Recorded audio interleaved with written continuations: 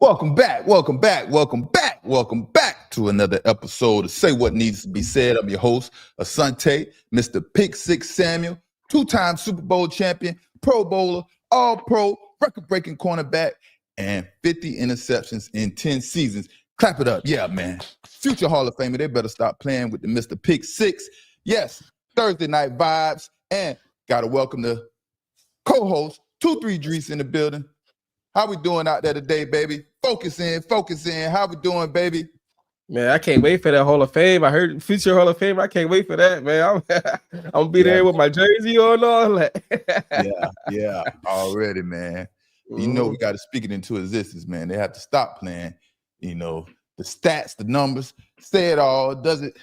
I mean, it speaks for itself, man. So I don't understand what the whole debate and everything is about, man. Rick, the vegan barber in the building, my bro in the building, man. Y'all tap in. Let me know where y'all tapping in from in the chat. Y'all talk to us. You know, we talk back, baby. Yes, sir. Thursday night vibes, man. We have a lot to get into tonight, man. We got to talk about Cam Newton. Man, Cam Newton has the media space on fire right before training camp, man. Oh, man. He is going at Jalen Hurts. And you know, we can't have the Super Bowl champ quarterback taking criticism like that. Then we got to get into Shedeur Sanders, and we have to talk about some Tua Tagovailoa and the Miami Dolphins, and then Travis Hunter. What is going on with Travis Hunter? All right, Drees, you ready to get this show cracking on tonight, Let's go. Let's get it. Game time, baby. Let's get it. All right, let's get into it. All right. We got our brother Cam Newton, like I said. Cam Newton doubles down on his Jalen Hurts criticism, takes shots at Gilly and more. Can you quote any of his music? Man. So, Cam Newton is standing on business. And he's very passionate about what he said about Jalen Hurts not being a top 10 quarterback. But don't worry. We didn't catch any stray bullets or any strays over our way. You know what I mean? He mentioned that Say What Needs to Be Said responded to his top 10 debate. But that's all. He said we responded. That's all. But I think Cam Newton bit off more than he could chew on this one. For some reason, Cam wants to push the narrative into the NFL that some quarterbacks only have success because they are good game managers at the position. And he had the same energy for Brock Purdy, labeling Purdy as a game manager. I know y'all remember that a couple of seasons ago. That wasn't last season, but a couple of seasons ago, he had that same energy for Brock Purdy. You remember that, Drees? Yeah, he said that. He named Dak in there too. Yes. Named a few people. Named a few people, which I disagree with about Brock being a game manager. You know, I disagree with that. Then Cam tried to put Brock Purdy in the same sentence category as Tom Brady. And you know I went ballistic. Woo, I went ballistic. I responded back, don't you ever put Brock Purdy and Tom Brady name in the same sentence category, same atmosphere, whatever you want to think about. Do not put these same two individuals in the same category. And Cam backed off the tongue comments, right? But he never changed his stance on Brock Purdy. That's who Cam Newton is, man. Cam Newton said, man, he's not trying to be safe out here in this media world. Why not? Speak how you feel. Talk that, you know what I mean? Talk that Exactly. But I'm going to tell y'all the secret, what this is really about. You know, because we are all competitors at heart. And that never leaves, man. That never leaves. And Cam sees the quarterback position from his point of view, based on the hand he was dealt and all the obstacles he had to overcome to make the Carolina Panthers competitive, right? Y'all remember that? And Cam feels it's not fair that he didn't have the talented team some of these quarterbacks have, you know? Like when he refers to Jalen Hurts having such a talented team. But Cam still advanced to the Super Bowl right? Still advanced his team to the Super Bowl, right? I'm telling you right now, at this present moment, Cam still feels he is the better quarterback than some of these quarterbacks currently in the NFL. And Cam won't. Go ahead. No, I'm saying like he could take their job right now. I don't know if he feels he can take their job. He just feels put him on one of these teams that is talented as, let's take, say for instance, Jalen Hurts' team, and he will win a Super Bowl multiple times, have a better record, better stats, so on and so forth. That's how he feels, you know? And Cam wants his point to reflect if these quarterbacks are having this much success, you know, he can do the same thing, right? And that's what he wants his point to reflect, right? So let's get into what Cam Newton had to say. The brother, Cam Newton. Quarterback you got to go through in the NFC to win the Super Bowl. You do not need to go through Jalen Hurts. Who do you need to go through? The Philadelphia Eagles. Damn. So since that we want to attack the messenger, Ryan Clark. Okay, let's pull up your stats. Second team All SEC, we cannot relate. Undrafted in 2002, we cannot relate. Won Pro Bowl in 2011, we cannot relate. People keep attacking Cam, the person, or why he didn't jump on the fumble, comparing and contrasting. So when I compare and contrast you guys' statistics and Dan Orlovsky, never mind. But the message here is Jalen Hurts. This has nothing to do with me hating. Eagles fan, this has nothing to do with me being bitter. This is just my thought process in evaluating quarterbacks. Let's make people debate about sports again. There's too many homeboys in the industry. There's too many insiders that are moved by relationships. Well, you're not talking about the person. You're more or less talking about their performance. And that's what I will talk about. Did you know, Peggy, Jalen Hurts only threw for 2,900 yards in the whole season? Yeah, 2,903 yards. Did you know that his former teammate at Alabama, Tua Tagovailoa, threw for 36 yards less? You know the kicker in that is? What is it? Tua only played in 11 games.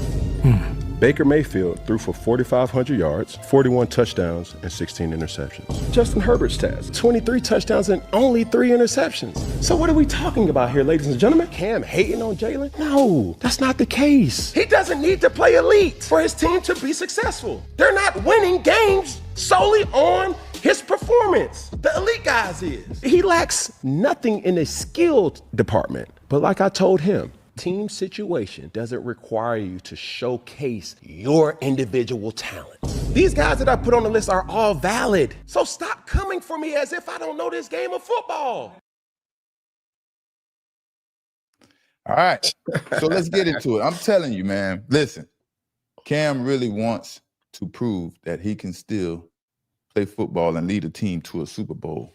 Better than some of these current NFL quarterbacks in the NFL right now. Cam Newton wants his shot right now to prove what he is saying and show everyone that he still can do it. I'm telling you, you know what I mean? I'm telling you. But Cam talked about plenty of quarterbacks and different stats of different quarterbacks, right? And Cam points out Jalen Hurts only threw for 2,900 yards and didn't have to play elite for his team while winning the Super Bowl, right? Now, this is where Cam may be having a disagreement with everyone. Quarterbacks, specifically Jalen Hurts in run-heavy offense, right, are expected to fill in the missing pieces during competition to make their team become the winner, right? Quarterbacks in run-heavy offense doesn't need to play elite all game. But when it's time to be elite and make the plays necessary for your team to win or for the team to win is when it's most important for the quarterbacks to be elite, you know, right? From a quarterback standpoint. I feel like that's where we got disconnect. I mean, I agree with Cam Newton of saying like, don't take the messenger, check the message. But it's times where I was at the game when they played Steelers. They held the ball for the last 12 minutes in the fourth quarter. And a lot of those times, It was third and long, and Jalen Hurts complete the pass to keep the chains moving, to keep the clock going. And they had literally held the ball for 12 minutes in the fourth quarter. Like, that's like unheard of, but you're not going to see that stat by looking at how many yards he threw out the season. But that's a big deal of not letting the Steelers get the ball again ever in the fourth quarter. They had the ball for like a 3 and out, and that's it. That's something like, you don't see that. You don't see a team hit a ball for one possession in the fourth quarter. And that's where you get like disconnected of like, oh, he only threw for that. No, I seen him complete third down after third down to keep the drive going. Right. That is not a sexy stat that no one talks about at all. You never see anyone bring that up, the time of possession from the offense. And that's what we were so good at being for the Patriots and the New England Patriots. We were Tom Brady and Josh McDaniels, whoever was the offensive coordinator, they were so good at getting 2 and 3 and 4 yards and continuing to move the chains. And that's how you wear teams down, like I talked about in the last video. But, you know, being able to make key plays during situational football is what's most important, especially to the quarterback. When I played for the Patriots, every Thursday, every Friday, we went over situational football, you know, not that fancy 400 yards per game crap, you know, that leads you to nowhere, that leads the team to nowhere.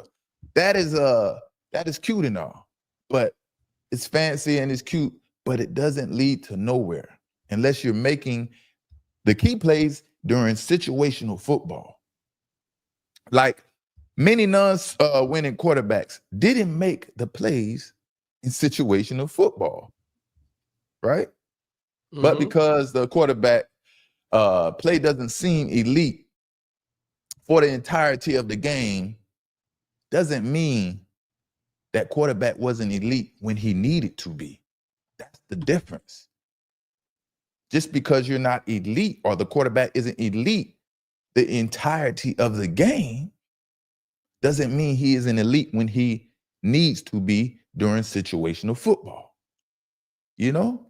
Right. I think that's where Cam is getting into a disagreement with everyone at, you know? He wants the quarterback. You see, he brought up stats. And yeah, you usually bring up stats, you know? But quarterback is the one position. Stats aren't the only evaluation to determine how great quarterbacks are.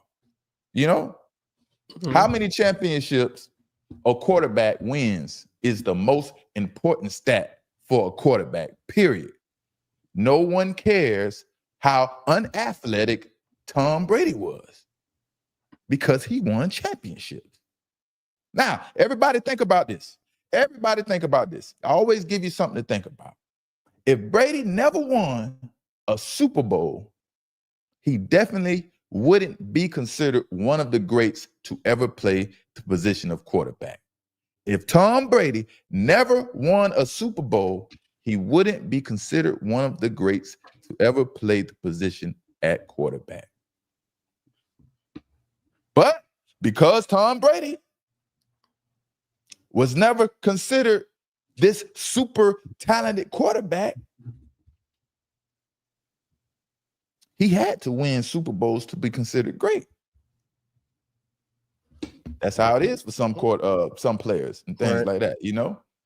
But I definitely do agree. That's why I feel like he didn't like respond to like what like anything you said or anything like that. Because he wasn't like coming at him as the player. We really talked the numbers and all that stuff. It is okay to disagree. Like you can have your opinion not being in the top 10, but this is how I feel. And I feel like that's the direction you went into. That's why King wasn't like right at like your neck or nothing like that. You know what I mean? Because we was just talking numbers, like our opinion. Like it's okay to that's the thing about sports these days. When people like put out their opinion, they want to attack the person like, well, you don't know this, you don't know that, man. We just saying that's how I feel. That's how you feel. It's okay to disagree. I mean, that's how, and if y'all ain't go check out the interview. But at the same time, Cam Newton knew 100% that him talking about the Super Bowl quarterback champion, Jalen Hurts, was going to garner a lot of attention. Being the fact that Cam Newton is a quarterback himself, and not only a quarterback that won the MVP, a quarterback that is a Super Bowl runner-up quarterback. So when he says something, everyone is going to listen. And Cam Newton knows that. he thought about that before he made this comment, you know? Yeah, You know? I can't wait to see what happens in the future because in the first 4 years of starting, their numbers is like pretty similar, but Jalen Hurts got double the wins. Yeah. Uh-huh. So I can't wait to see like after his career is over, where will they stand, or if like Cam change his mind or not. Yeah. But y'all think about this, and y'all drop your numbers in the chat or your rankings of how you feel. Y'all let me know in the comments or whatever, right? I said if Tom Brady didn't win Super Bowls, he wouldn't be considered one of the greatest ever to play the position quarterback, right? Now, again, if Tom Brady never won Super Bowls, where would you have Tom Brady on your top 10 list of quarterbacks? Would he be on your top 10 list? Would he make it? I think no way. No. I don't know no one, maybe the people in Foxborough, maybe the people in Boston, but where would Tom Brady be on your top 10 list if he never won Super Bowls? I don't think anyone would even be talking about Tom Brady. He wasn't that athletic. He wasn't that flashy of a guy. He was just known to be a freaking winner. When his number was called, he answered. Number was called. The situation was, it was time to answer in the situation. Called Tom Brady. Mm-hmm. Mm-hmm. But the Hall of Fame, man, it's like these quarterbacks. The Hall of Fame doesn't publicize any criteria needed to be selected to the Hall of Fame for quarterbacks. But quarterbacks winning Super Bowls is the trump card for quarterbacks to make it into the Hall of Fame, right? Eli Manning, a few other quarterbacks, but Eli Manning will definitely make it be selected to the Hall of Fame. I don't know if he'll be a first ballot or a second ballot or whatever, but Eli Manning is one of those quarterbacks, right? Yeah. Now, I talked about athleticism and people and some certain quarterbacks winning Super Bowls, right? And the way to be considered great for the quarterback position is you must win a Super Bowl. Now, there are always some exceptions to the rule. I believe Peyton Manning, players like Peyton Manning and maybe Aaron Rodgers would still be considered greats if they never won Super Bowls because Aaron Rodgers was considered extremely talented. And Peyton Manning, he ran an iconic offense for nearly a decade or a decade plus. So situations like that, where you are a first rounder, you're expected to be so exceptionally talented, they are automatically expected to be selected to the Hall of Fame, you know? Right. But Jalen Hurts' physical presence for the Eagles is something never seen or done before. Hurts' style isn't typical for quarterbacks. That is what makes everything about Jalen Hurts so special. That's what makes everything about Jalen Hurts so special. Jalen Hurts' style won his team a Super Bowl. What is there to argue about that? Right? Right. No matter what your style is as a quarterback, it doesn't matter if you throw for 100 yards or 400 yards. If your style can lead your team to the Super Bowl, that is the perfect style for that team. I don't understand how else to look at it, you know? Just like we talked about earlier, when your number is called, you answer. And a lot of times when his number is called, he answers. Right. And that's called situational football. That's the most important part of the game in the NFL. The situation. 3rd down and 6. You are backed up on your own 28-yard line. You're down by 7 points. 0 timeouts. 45 seconds left on the clock. What is the situation? The ball is on the left hash, you know? What play or how do you answer this situation? That's what it's about. And the best of the best do it, man. However they get it done, whatever their style is, they get it done. Jalen Hurts get it by being a physical quarterback that squats 700 pounds. You can't take that away from him, that he is doing something different that isn't typical at the quarterback position. You have to give him his credit and give him his flowers. And when he do it again and again and again, what excuses are you going to have? You can't continue to say it's the team, because it takes more than just a team to win a Super Bowl. It takes everything to time. Timing is everything. Everything has to time up right. Coaches have to coach at the right time. Man. You know, have to I call think the right plays. I think like last year, the Jets had like one of the most talented teams, like at receiver, quarterback, defense, and nice defense. They even make the playoffs. So exactly. So exactly. Like, they didn't even make the playoffs. All of that on Aaron Rodgers getting hurt and things like that. But everything has to match up and play out. That's why timing is so important. You don't know who's going to get injured. Injuries are inevitable in the NFL. You don't know what adversity you are going to have to face. And it is important to be prepared for that, to overcome. That's the important part of the NFL that y'all don't understand or see. But shout out to Cam Newton. I'm with you, brother. Keep it going, man. Keep it going. Hey, Jalen Hurts is a top 10 quarterback. And if he continues to win Super Bowls, he will continue to have a great legacy ahead of him and fight his way to be a first ballot Hall of Fame. I don't know if you want to hear it, but that's the truth, brother. That is the truth. 2 out of 4 years making a Super Bowl, man. That's good numbers so far. And one of the years runner-up, right? Yeah. So, all right, man. Moving on. Moving right along. We got the Shedeur.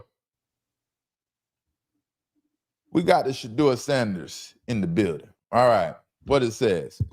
Browns coach Kevin Stefanski wants a decision sooner than later as rookies Dylan Gabriel and Shedeur Sanders compete with vets at quarterback. Man. So, y'all don't know, it sounds like Joe Flacco and not Kenny Pickett and Kenny Pickett have been given the starting role duties at quarterback at QB1 for the start of the Cleveland Browns training camp. Key word that I said is given. Joe Flacco and Kenny Pickett have been given starting role duties at QB1 for the start of training camp for the Cleveland Browns. Now, just because it's given, that doesn't mean anyone has won the starting job yet, which is a big deal for Shedeur Sanders. And head coach Kevin Stefanski says he is changing the rotation at quarterback on a daily basis. Interesting. But I don't think no one thought about this. What's that? We always allude to this on Say What Needs to Be Said because, you know, there's 5 quarterbacks on the roster. And everyone has their theories and takes of what they think what is really going to happen. But they don't look into things how we look into it and say what needs to be said. And our perspective is always totally different. And no one seems to think that the Browns will keep 4 quarterbacks on their roster. I beg to differ. All 4 quarterbacks will make that team. Now, like I said, there's always exceptions to the rule. And the exceptions to this rule is unless Kenny Pickett garners enough attention for the Browns to trade him. If and when that happens, it will, you know, it will be left up to Shedeur Sanders and Dylan Gabriel to prove that they are worthy for the starting job. So you think out of all the order quarterbacks, only Kenny Pickett can be traded? I don't see anyone else being traded. Who else would they trade? When in the history of the NFL has another team traded for a rookie quarterback? I'm sure it has happened, but when has it happened? It sure haven't done it for a 5th round quarterback and a 3rd-round quarterback. I mean, it was a lot of unusual stuff because he was supposed to be 5th round.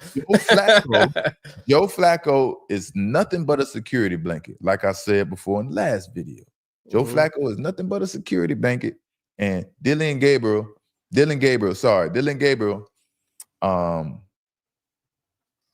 he has an uphill battle ahead of him. And we're going to get into it. I mean, with his height, his arm strength, so on and so forth.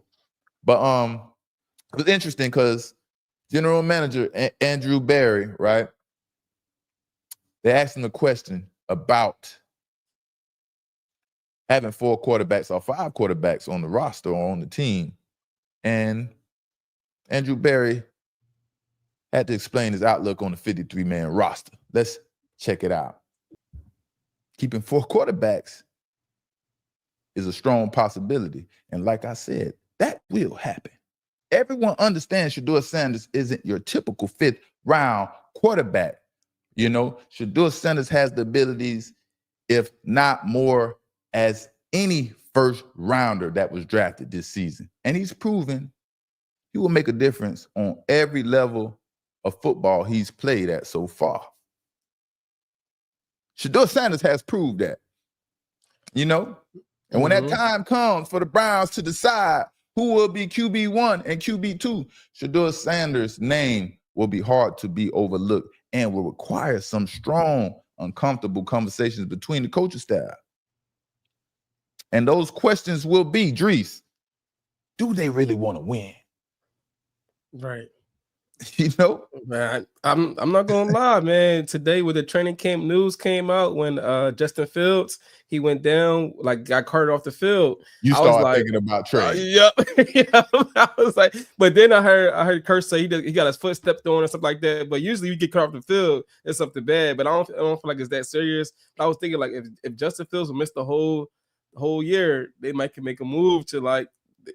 Because they they're trying to win, man. They've been paying off their players, so I was like, oh, Justin Fields' time. I mean, missing the whole season, but it look like he'll be back soon. Like he'll probably be back for week 1, so I feel like that's out the question. Yeah, yeah.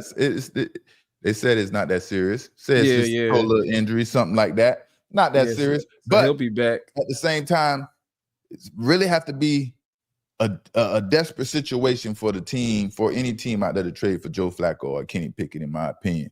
These quarterbacks really don't have that much trade value. Where's the value in the trade for them? You know, it has to be a desperate situation, you know? But like I said, the Cleveland Browns have to ask themselves some serious questions in the near future. Do they really want to win? You know? Are they going to give themselves the best opportunity to compete, you know? And would it be smart to try to teach an old dog new tricks with Joe Flacco? Of course not. Everyone knows that. They're not trying to teach a new dog new tricks. You know, the Browns understand, like I said, Joe Flacco is strictly a security blanket, man. Well, you don't believe that, Drees? Man, they got the chat going off. They arguing about his injury. Some people are saying dislocated toe. Some people saying Achilles. Yeah. Then we got Kenny Pickett better than Shedeur. That's a lie. He had his time to prove it. Yeah, Kenny. If you believe Kenny Pickett is better than Shedeur Sanders, you are as biased as they come. Now, I'm not saying things can change. Anything can happen. I never box anyone in. But what I've witnessed in the past, that he's definitely not better than Shedeur Sanders. I don't know where you're getting that from. You know, I gotta look this up, man, because they told me it just came out. He tore his Achilles. I don't believe it because they was talking toe earlier. So I'm like, I gotta see. You know, when athletes or NFL players are first injured, the correct information isn't reported. Sometimes you want to hold that information back. You know, I don't know what coaches and teams think at the time. Some teams and coaches think it gives the edge. Belichick thought it always gave the edge, confusing everybody with injuries. But I didn't yet. But you could look it up. You know, check it out. I'm sure it's the last thing I seen it was a toe injury. You know. Yeah, I see dislocated toe. That's what I see. Yeah. But for Shedeur and Dylan Gabriel, man, and in the future, I don't see nothing but land an opportunity for them young men to be able to win a starting position for the Cleveland Browns. Like I said, Joe Flacco is strictly a security blanket, and they want Kenny Pickett to produce fast as possible so he can build some trade value up so they can do what they need to do with him to build up for the draft next year. You know what I mean? But hey, I do think, and y'all let me know if y'all disagree or y'all agree with Mr. Pick Six. I do think Dillon Gabriel has the ability to get the ball out quicker, which makes it seem like he processes the offense better than Shedeur. You know, we hear that hype. But Dillon Gabriel doesn't have a strong arm and throws a lot of checkdowns like he did in college. So that perception is deceiving because Gabriel throws a lot of checkdowns, and that won't cut it in the NFL. Quarterbacks have to be able to push the ball down the field to keep the defense honest. I'm picking the ball all day if I know you're not pushing the ball down the field. 1 out of every 2 throws are getting picked off. And that is the one negative on Dillon Gabriel, man, that can stop him from winning the starting job. His arm strength, right? Also, Dillon Gabriel's height will present different challenges he may not be able to overcome successfully like he did in college. You know, he overcame it in college. Now, this video right here, everyone who supports Dillon is going crazy over and making a hype train behind this throw. Oh, the hype train started? The hype train started? The hype train has started for Dillon Gabriel. Man, let's check it out. We have to check out this throw right here for Dillon Gabriel, and we will evaluate it and have to talk about it. I have 2 different angles, but let's check out the first one.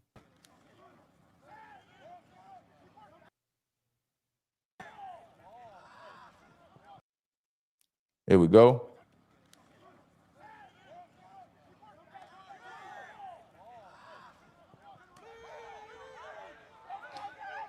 All right, tell me the first thing come to y'all mind. Chat, talk to me. First thing come to y'all mind one more time.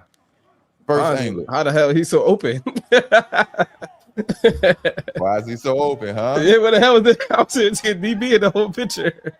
What y'all say in the chat? What y'all say? All right, that's the first one. Here we go. We got the second one. Let's get some.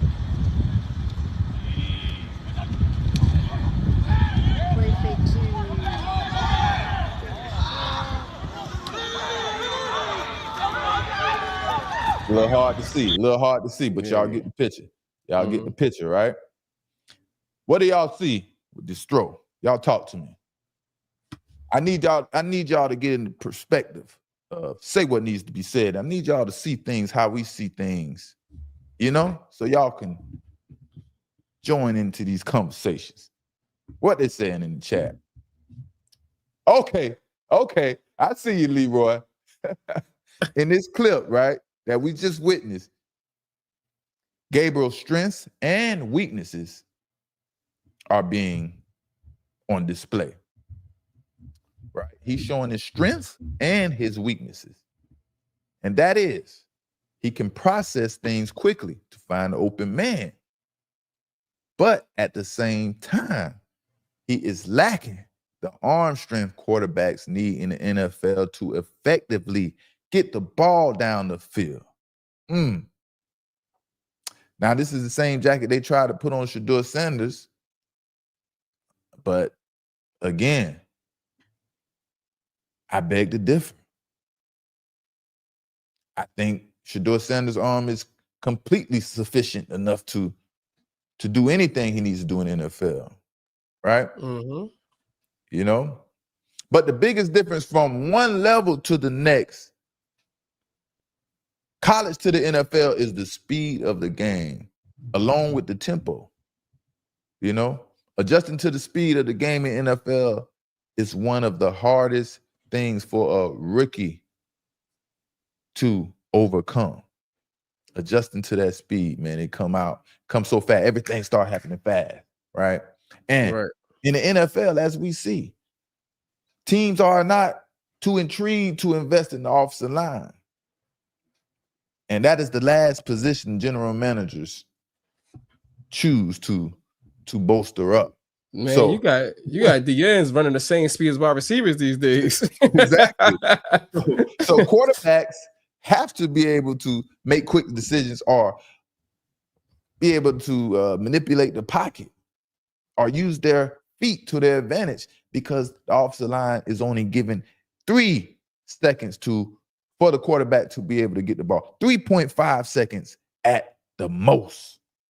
So there's a lot of things you have to overcome to be a quarterback in the NFL. You have to process things extremely quick, very much more quicker than they had to in the past. Like you say, defensive ends are bigger, stronger, faster, and running 4.5s. running 4.5s. Bulldozing 6'8", 350-pound offensive tackles. Mm-hmm. Hey, but the Cleveland Browns, man, they have a tough decision to make ahead of them at the quarterback position.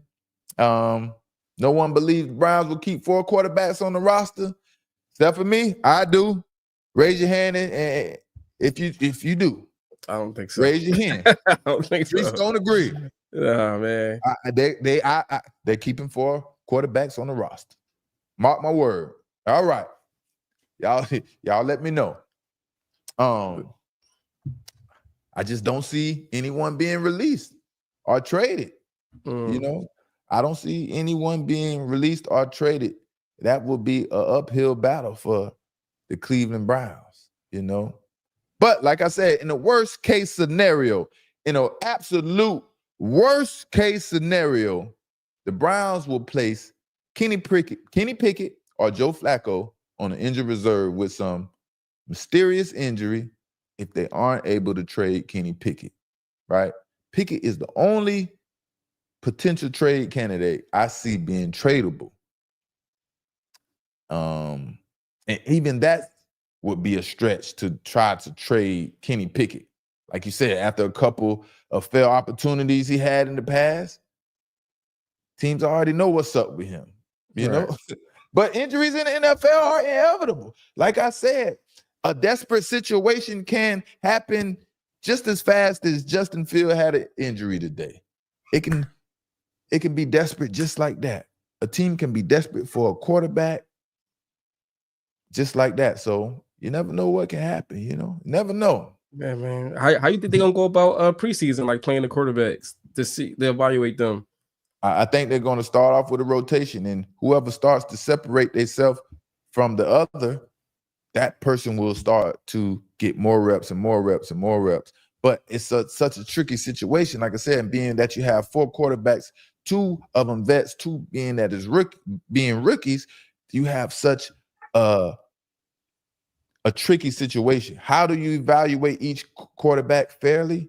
And you're really only evaluating the 2 young gunners. You're not really thinking about Joe Flacco or Kenny Pickett. Yes, you want to see Kenny Pickett produce. You want to use him as an asset, but you're not thinking about him in the future. You know what I mean? Yeah. So just want to know if they're gonna get like a fair chance with the ones, or a lot of times the ones not even playing preseason these games. So I feel like it's gonna be hard to try evaluate during preseason. Yeah, I don't know. It's a lot to look forward to see how it's gonna play out. A lot to look forward to. Hey, at the end of the day, like I said, man, Joe Flacco has 5 good games in him, then he is done. His football stamina is not the same anymore. He just already collected. Hey, you got to be in football shape. You got to have that football stamina to go to 17 games, be tapping out early. All right, man. Let's keep the party going. All right, man. Next up, we got Tua Tagovailoa. And the things that I'm seeing out of Tua Tagovailoa, I am a little impressed. I'm not always impressed with Mr. 1-2-3. Y'all know I call him Mr. 1-2-3. He get that ball out as it is designed to do. But I'm not usually impressed with Tua Tagovailoa, but tonight I am. So let's get into it. Tua Tagovailoa. Relationship with Tyreek Hill is still a work in progress. All right. What is he talking about? Still a work in progress. like I said, I heard some news, and I see Tua is turning a new leaf and being more of a leader. Speaking up more for the Miami Dolphins as the quarterback of the team. But is it too late already? Is it too late for the Dolphins already for Tua to try to insert himself as the leader of the team? Somebody got to be the leader. But is it too late? You know, it's hard. You know, it's hard for a team to be worth anything if the quarterback isn't leading the team. And Tua needs to make sure this energy we're going to talk about translate from the start of training camp to the beginning of the season that he is giving Tyreek Hill, right? Tyreek Hill showed a lot of frustration after not making it to the playoffs and being pulled out of the game, the last game of the season last season. Now, let's listen to Tua and hear what he has to say, inserting himself as the leader of the Miami Dolphins. I don't know, Tua. Hey, you keep acting like this, man. You might make me a Miami Dolphins fan. I never thought it would be possible. You keep acting like this, you might turn me, you might convince me to go on over. So let's check Tua out. More vulnerability with Tyreek. You know, he's conversating a lot more with the guys, not just about football, but about things off the field. Being vulnerable with some of the things that, you know, people know about his personal life and things of that nature. And I think that's the first step to him building true relationships and a real connection with a lot of the guys in there. Everyone knows what he can do on the field. Everyone respects what he can do on the field. But I think, you know, he's still trying to figure things out for himself as well. Kind of the man he wants to be. And, you know, he's not too young. Like, everybody makes mistakes. It's just some people, you know, they're in the spotlight, you know, and their deals get pushed out more than some others. So, you know, just got to cut him some grace. I mean, that's our teammate. You know, we love him, but as a person, if you get to know him, I think you'd love him too. Tua, you talked about Tyreek and relationships. After what he said last year, at the end of the year, did you guys have to rebuild your relationship together? Sure. I would say we're still continuing to do that. But it's not just with me. It's with a lot of the guys. I'm not the only one that heard that. You guys aren't the only people that heard that. You know, a lot of people that follow football, that follow the Miami Dolphins, that follow Tyreek, that are fans of his. You know, everyone has seen that. So when you say something like that, you don't just come back from that with, hey, my bad. You know, you got to work that relationship up. You got to build everything up again. And yeah, it's still a work in progress, not just for me, but for everybody. But you know, like I said, he's working on himself. He's working on the things that he says he wants to get better with and do better on. So that's the first step to me, and so I commend him for doing that. All right. Sounds like Tua isn't going for any of Tyreek Hill's shenanigans no more. Sounds like he don't care if Tyreek Hill stays or he goes. You can leave or you can act right as a Miami Dolphin. You know? That's what I'm saying, man. Tua sounds like he understands what it takes to be a champion now. I don't know what is going on with Tua. And he's ready to be the authoritarian for the Miami Dolphins, man. Tua, you almost got me hyped, man. You get me hyped. You know? Man, we got some Dolphin fans. Huh? Some of the Dolphins fans in the chat saying he gotta go. I don't know, man. Hey, I'm speaking from experience. I'm letting you know, as an NFL player, being around tons of talent, tons of greats, and things like that. This is the right type of energy that Tua is putting out right here. Tua, keep this energy. And Tua is letting it be known, man. This is his team. At the same time, he is showing Tyreek Hill, no one man is never bigger than the program. If y'all ain't reading between the lines, he is politely telling Tyreek Hill off. You know, he don't cuss people out like we do. You got to tell him off in the Tua Tagovailoa way. You know what I mean? If y'all don't remember, man, Tyreek Hill, he spoke negatively, right, about the Dolphins during the offseason, specifically after the last game of the season. And you can never take those comments back. The one thing about it, you can never take those comments back. And his teammates heard him loud and clear, like Tua said. And Tua specifically heard him loud and clear. And basically is calling Tyreek out, demanding him to be a better teammate and a leader. And Tua is absolutely correct, y'all. Tua is absolutely correct by holding Tyreek Hill accountable for his actions and expecting a better version out of Tyreek Hill.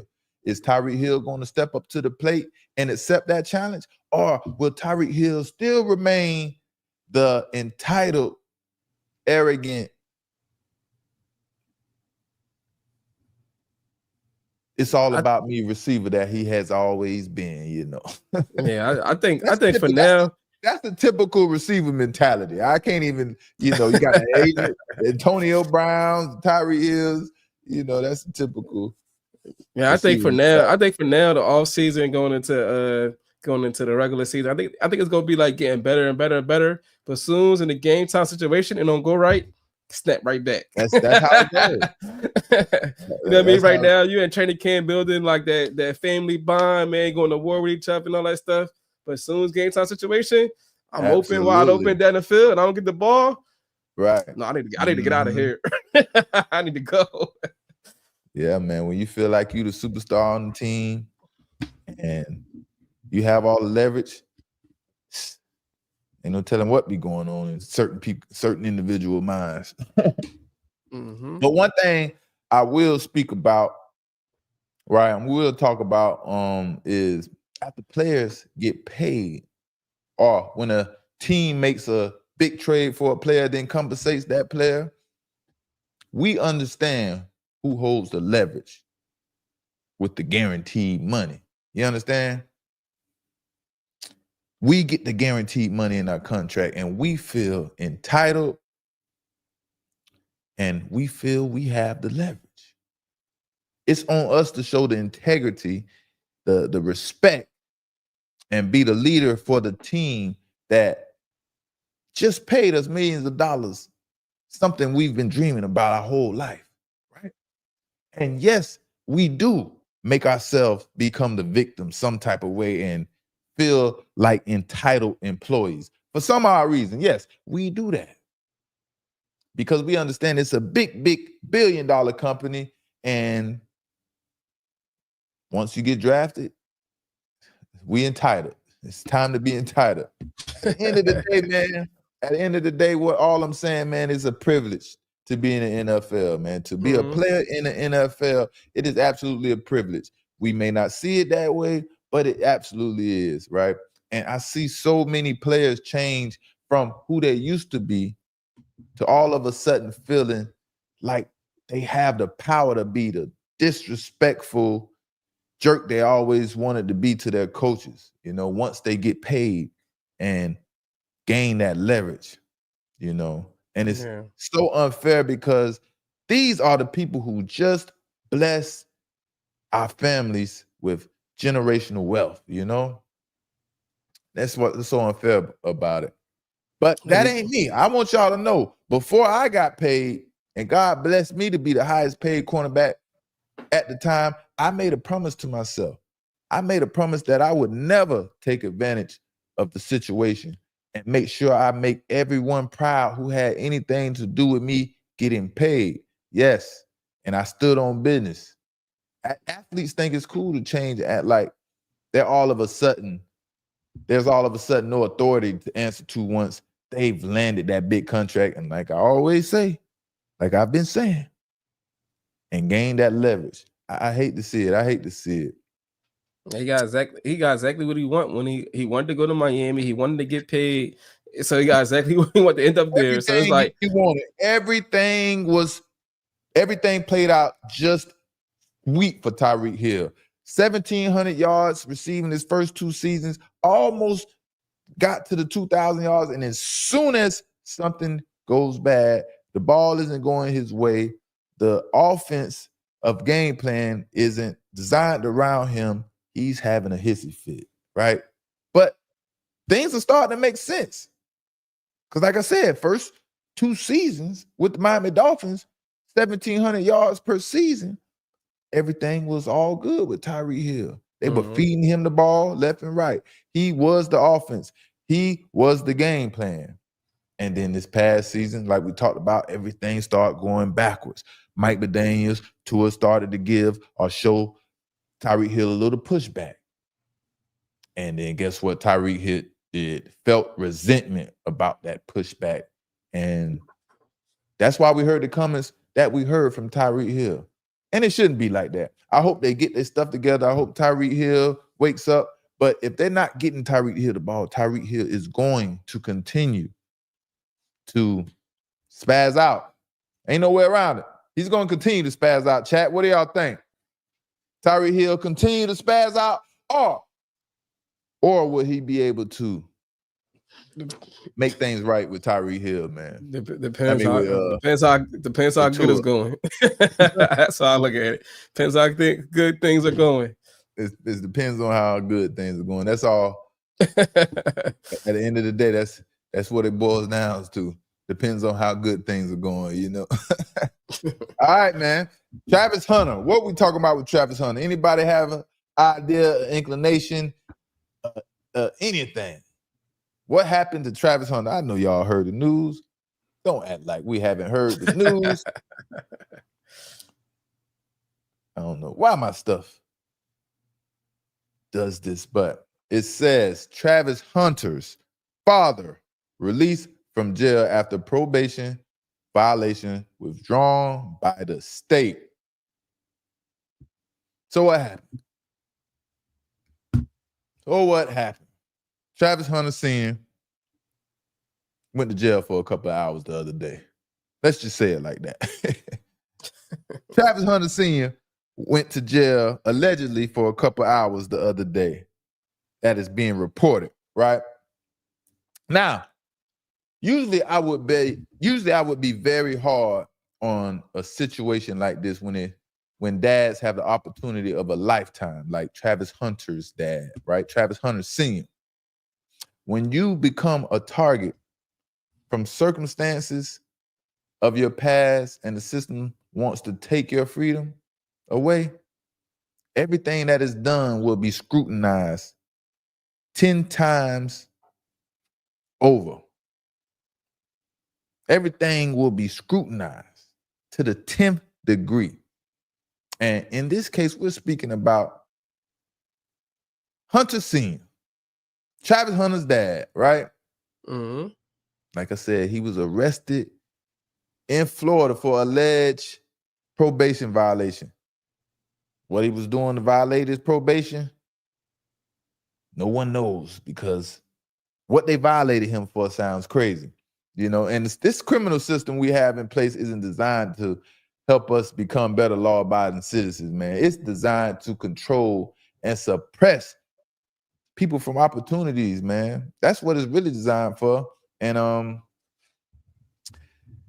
yeah, Travis Hunter Sr. has been released. And let's get into the article and talk about it. Let me read this from my phone. All right, it says, Travis Hunter Sr. was released from Palm Beach County Jail on July 24th after a violation of probation was withdrawn by the state.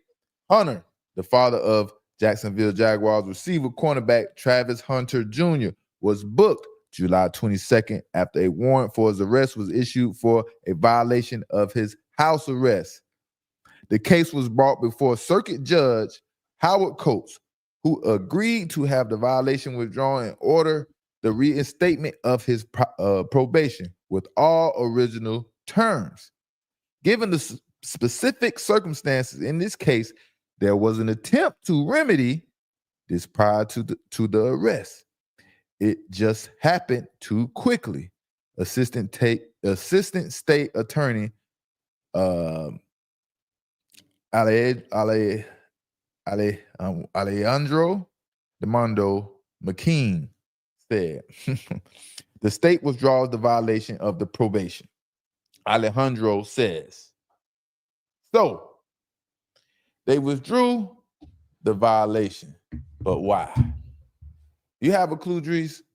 I don't have no idea, but that's why probation dangerous. They could just start saying you did anything, and then you end up in jail. You Probation. must know a thing or two about Probation probation, is huh? dangerous, man. They pull you over, they see you on probation, be like, oh, he did this. Let's take his ass in there. And then next thing you know, you sit in jail for a few days, then they let you go, man. His probation was violated because he was missing for 11 minutes. That's why? He was missing for 11 minutes. Can you believe that? Nah, man. Like, what did his probation officer expect to happen or him to do in 11 minutes? He must have robbed the bank in 11 minutes or something. What he do in That's 11 what I minutes? say. When you become a product of your circumstances, you have to tread. Y'all know I like to say thread. You have to tread real lightly. And I'm sure he thought he was, right? But like you say, probation, man, prosecutors, lawyers, man, these people can really stress your life out. Stay away from these people. You know what I mean? And you could be totally innocent, and they can really still stress your life out. A lawyer can drag you in a case for years. You're spending money on top of money. A prosecutor, the same thing. You fighting for your life, and you can be totally innocent the whole time. It's a dirty game out here, man. So stay dangerous out here. You got to walk light, you know? But remember, before the draft, Hunter Sr. asked the judge to attend his son's draft festivities, and the judge granted his request. Then he asked the judge, could he attend his son's wedding? That was granted. You know, once the draft was over and things settled down, Travis Hunter Sr. went for the big one. He went for the big one. He asked the judge basically to terminate his probation so he could be there for his son after being drafted and help him out in life. The judge thought he was asking for special privileges, denied his request, and cussed him out politely. So once that happened, now you done pissed off the prosecutor, you done pissed off your probation officer, so on and so forth. Now Travis Hunter Sr. has a target on his back. He has a target on his back. And after being missing for 11 minutes, they decide that they're going to violate his probation. Now, I ain't never been on probation. I know a few people out there have. That's in the chat or something. Y'all let me know how probation works. You know what I mean? Because that whereabouts was unknown for 11 minutes. Right? That's crazy. 11 minutes. What could you do in 11 minutes that can make your probation officer so upset at you that he's going to violate your probation and send a warrant out for your arrest and take you through the whole process? What can you do? How? What is the process? You know, what is the process? Don't you have Go ahead. No, I would just say it definitely could have been worse though, man. At least he got released, because sometimes they be like, you violated probation for 11. I mean, you was missing for 11 minutes. They probably let you out for your next court day. Your next court day be 6 months or something like that. So it's kind of good that he kind of got out faster than usual. But man, that's still too much, man. Still too much. Yeah. I mean, he bonded out the next day. Seen the judge, sounds like the next day, and everything was handled pretty swiftly. You know, the judge saw this as a non-case. It shouldn't even been brought before the judge, and the judge quickly threw it out. But the state, if you didn't hear or see what the state tried to say, they tried to remedy the situation before it got to the judge, but it processed too quickly. You know, those are the things that lawyers and prosecutors can do. They can make excuses and excuses after excuse and drag things out.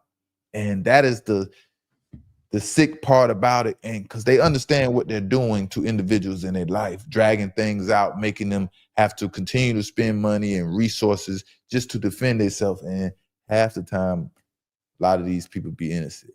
You know what I mean? But for 11 minutes, he's on house arrest and probation, allegedly, right? For the people that's familiar with probation and house arrest out there, did he cut his ankle monitor off? Or something to be messing for 11 minutes? How does that work? It probably died or something. If he cut it off, they would have. Did he find a way to smother all of the connections and Wi-Fi that is connected to and stop them from being able to track him from for 11 minutes? How does that work?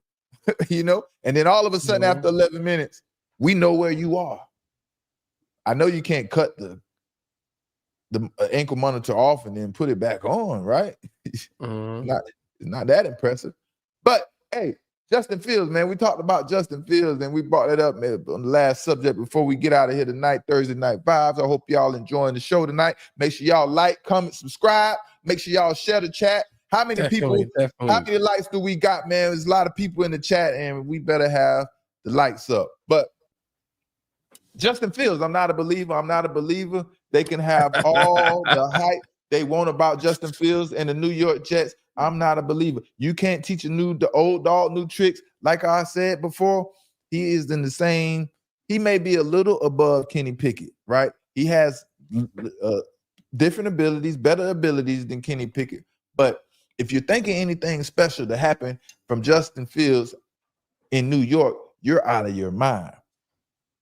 But he does have one of the most talented receivers in the game, and Garrett Wilson. Garrett Wilson is a talented individual, man. And the sad part about Garrett Wilson playing for the New York Jets, we may never get to see how great he can actually be. We can, if you know football and you understand talent, you will see that, yes, you can see that he is a great talent, an exceptional talent. He can do so many things. But how great he really can be, we may never know. And the sad part about it is, man, Jets just don't get man, my man got his college teammate back. He gotta give him the ball. Man, you're right. He better give him the ball. He got his college teammate back. I like that. He has his college teammate. That is the best scenario that probably could land it for him to be in. At least they have camaraderie. They're used to playing with each other, route recognition, so on and so forth. So at least they have that together. But still, man, this is the NFL, and Justin Fields just doesn't seem like he can ever get what it takes to get that swag to be in the NFL, man. Huh? Man, we talked about before, and we talked about the Caleb Williams and Justin Fields, and I was like, man, if the Bears would have gave Justin Fields that team that Caleb Williams got, he would do way better. Because I never seen Caleb Williams win a big game. In college, in the big games, he lost every time. And NFL in the big games, he lost every time. So that gene we talked about earlier of doing what you need to do when it time to happen, I never seen Caleb Williams do it. Right. And I had money on it, so it made me a little upset. Right. Caleb Williams, another one, man. He all of a sudden, I don't know if it was all of a sudden, but he wasn't on my radar. And when I evaluated Caleb Williams and started looking at Caleb Williams, I was pretty much the same way. Like, what does everybody see in this quarterback that is making him the number one pick, or everyone's so thirsty over Caleb Williams? He's 5'11", 6'1". Nothing special about him. He throws some acrobatic passes, but that was about it.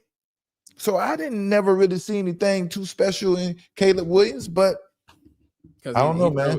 Someone has to get drafted. He throw 400 yards and 5 touchdowns against a nobody team, but then when it comes down to a ranked team, he out here throwing 3 interceptions, and like, I don't think people just like paid attention to that. But it was like no big game where he really showed up. Yeah, man. But we're gonna see, man. I know a lot of people A lot of people out there have faith in Justin Fields. Justin Fields equals Jalen Hurts. See? It's a little difference there. There's a big difference there. Situational football and man. being able to execute when it's time to execute when your team needs you. Justin Fields doesn't have that dog in him like a Jalen Hurts or some of these other quarterbacks. I've seen when I watched Justin Fields run when he was just with Pittsburgh Steelers last year. He was timid a lot, taking off with the football. And you know that when you're not as accurate as a passer or a big time passer, you have to find out other ways to be effective in the game. And can't be soft. Can't be soft. This is a physical game. Jalen Hurts ain't trying to be soft. You know, he's trying to bring that pressure. But we're gonna see how the season go. You know, shout out to the chat. Thursday night vibes. It was fun tonight. Mr. Pick 6. That's 2-3 Drees. Yes, sir. And we're gonna see y'all next time.